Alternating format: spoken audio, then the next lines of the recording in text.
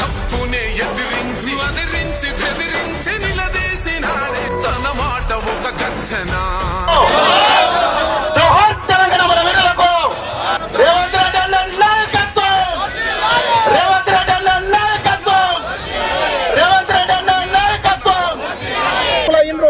ఆ నాయకులు ఎవరన్నా మా గురించి తెలంగాణ ఉద్యమకారుల గురించి మాట్లాడిందా?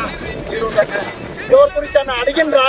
ఆ సన్యాసులు ఈ రోజు అదొకటి ఇంకోటి బాల్కా సుమన్ అయితే ఇష్టం వచ్చినట్లు మాట్లాడతారు. బాల్కా సుమన్ ఈ రోజు తెలంగాణ రాష్ట్ర వ్యాప్తంగా ఉద్యమకారులు, నిజమైన ఉద్యమకారులు బిడ్డ అని దొరికితే తుప్పడ తీస్తారు అందరు ఉద్యమకారులు, ఎవరు ఏం తక్కువ లేరు.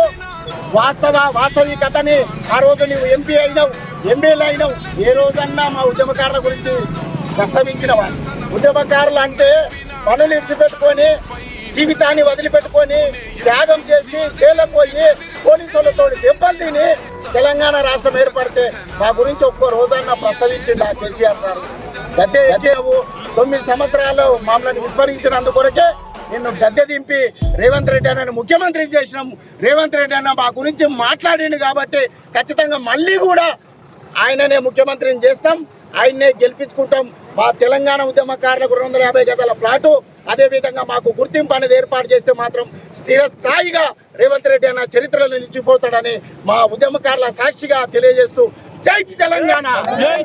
ఈరోజు మా అన్న రేవంత్ రెడ్డి అన్న తెలంగాణ ఉద్యమంలో 2009లో ఎంపీగా కేసీఆర్ సార్ని మహబూబ్ నగర్లో గెలిపించి ఆ గలాన్ని కేంద్రంలో విడిపించిన ఘనత కూడా మా రేవంత్ రెడ్డి అన్నకే చెందుతుంది. ఎందుకొరకంటే ఈ కోడంగల్ అనేది విఠలరావు సారు అనుసంధానమైన ప్రాంతము.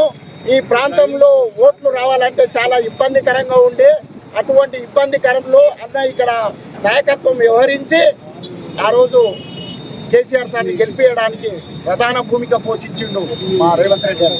వాస్తవంగా కూడా రేవంత్ రెడ్డి అన్న ఈరోజు తెలంగాణ ఉద్యమకారులకు ఒక గుర్తింపు అనేది ఏర్పాటు చేసిండంటే, ఈరోజు తెలంగాణ ఉద్యమకారుల గురించి మాట్లాడుతుండంటే కూడా కారణం రేవంత్ రెడ్డి అన్న. తెలంగాణ రాష్ట్రం ఏర్పడిన తర్వాత 2014 నుంచి 9 సంవత్సరాలు టీఆర్ఎస్ ప్రభుత్వ పాలన నడిచింది. ఆ పాలనలో ఉద్యమకారులు కూడా నాయకులు అయినరు.